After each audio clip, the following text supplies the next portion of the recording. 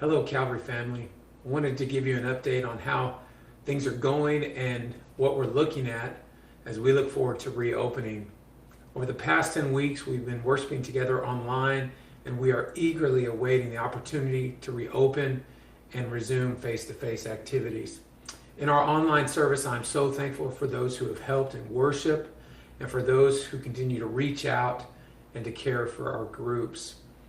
Even as we resume face-to-face activities, we will continue to provide online worship for those who are maybe not ready to attend, unable to attend, or maybe are just guests who are trying to get familiar with Calvary.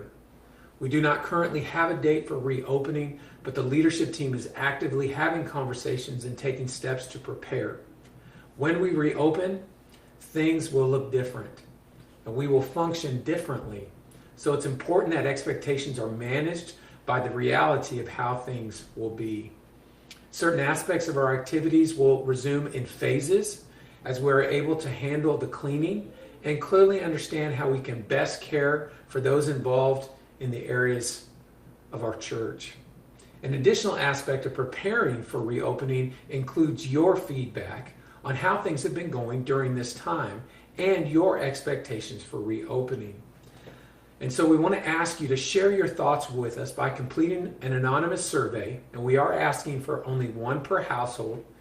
And you can either fill out that survey by having it mailed to you, or there will be an address on the screen that you can click on and go ahead and fill that out for us. We are asking that you go ahead and complete this and have it either sent back to the church or submitted online by Wednesday, May 27th.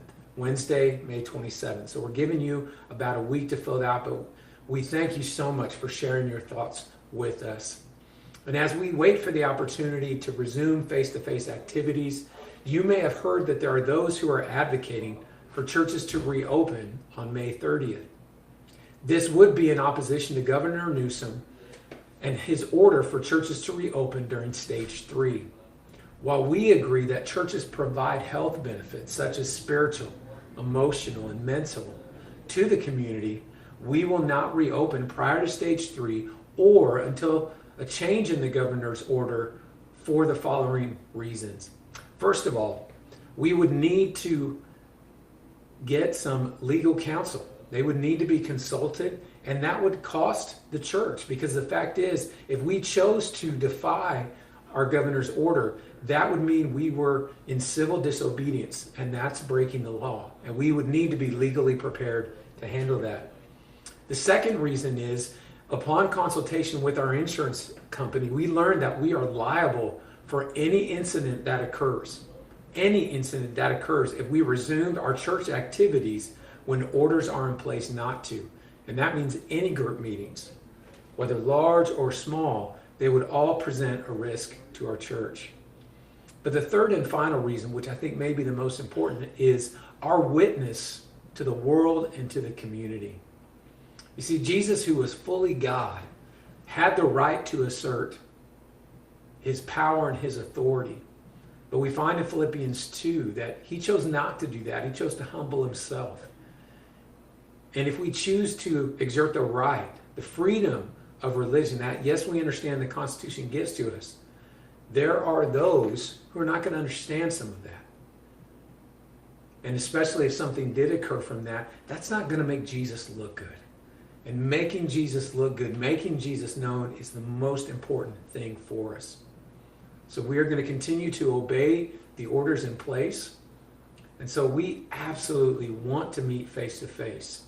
But in a moment that forces us to care for others in new ways, we ultimately must remember who we represent, and that's Jesus.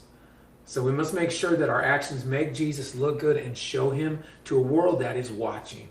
So until we reopen, let us continue to pray, care for one another, and as 1 Corinthians 15:58 reminds us, to be steadfast, immovable, always abounding in the work of the Lord, to be steady. And so God knows what is next, and he will provide. And this is our opportunity to trust and follow him. So I just wanted to give you an update on where we are. And as we continue to serve King Jesus, thank you for praying, caring, and being steady. Thank you for filling out the survey and sharing your thoughts with us. We love you and we look forward to seeing you soon. God bless you.